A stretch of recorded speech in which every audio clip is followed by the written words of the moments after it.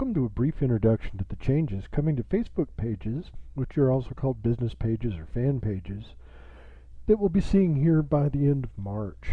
The new page format, called Timeline, is very similar to the changes that you've already seen on your personal Facebook pages. The first page we're looking at here is a friend of mine, Karen, owns a coffee shop over in Snohomish, and in the left you're going to see that there's a graphic here.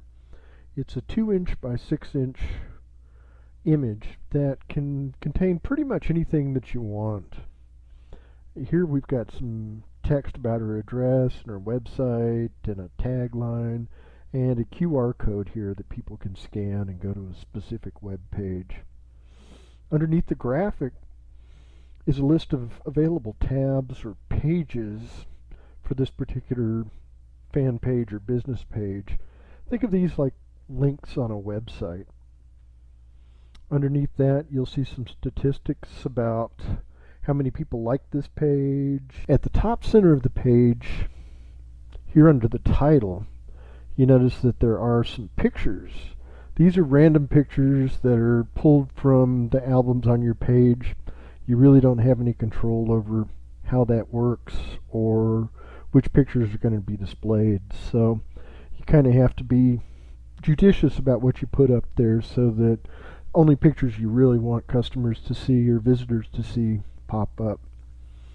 Under the pictures is your typical posting where you can post a new status or photos or links or pretty much anything that comes across your mind. And then underneath that, in chronological order, are all of your posts and pictures, anything that you or any of your fans have posted on the site. Now let's take a look at the new timeline format. The first thing you'll notice is the large image, which is 850, 851, depending on who you ask, by 315 pixels. And this is called a cover photo. Facebook asks that you make this less of an advertisement and more something attractive to get people to really look at your page. And they suggest you keep your text to a minimum. I like the balance that Tracy Warren, owner of the Ready Set Grow marketing page, has with this cover photo. It really says what her business does and ties into the picture and her company logo, which is at the left of the cover page or cover photo.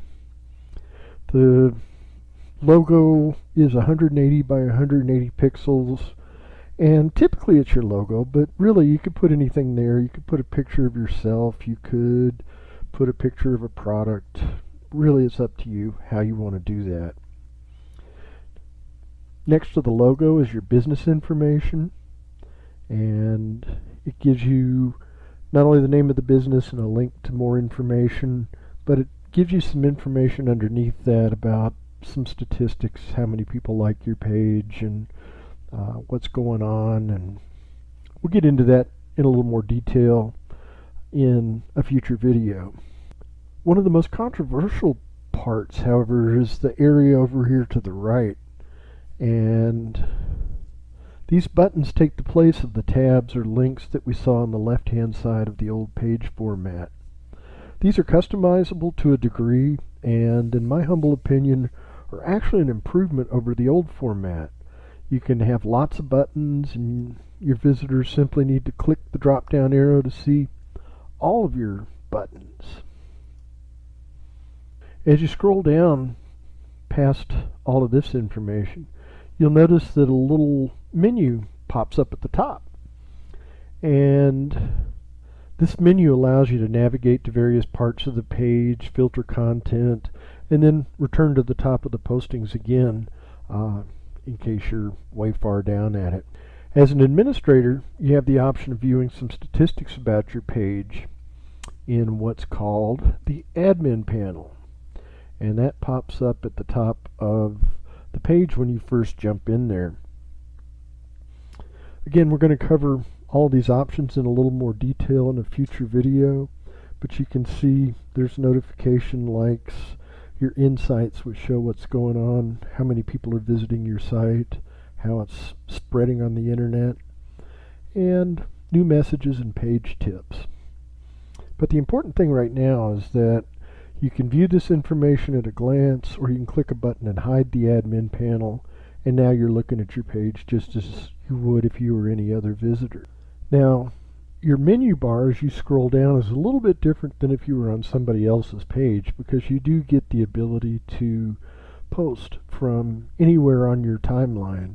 As you scroll down, this menu stays visible, and all you have to do is simply click to post or respond or do something new and exciting. Now, we talked about these buttons previously, and as I said, there's something really great about them, and that's that they are customizable. Notice what happens when you put your cursor over one of these buttons. You get the little edit option, and you can also add new buttons for new pages, and we're going to talk about all of this as we get into the next video. But the thing to understand is this is big medicine. Suffice it to say, you're going to want to understand how this can help you by putting attractive photos and things that are going to get people's attention. It really makes the new timeline format very, very powerful. Lastly, I want to address some of the criticisms of the new format. Some people feel the information you post on the timeline format disappears too quickly. There's not really a whole lot of real estate here for posts to show up. I mean, certainly it will go down, but as you change months and time periods, it can certainly scroll off quickly.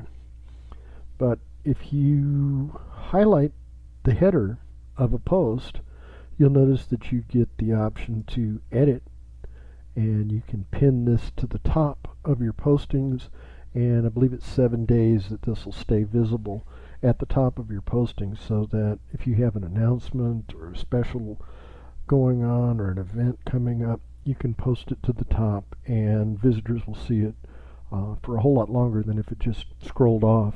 And that's one of the things you could not change on the old format, is how far down a post would go.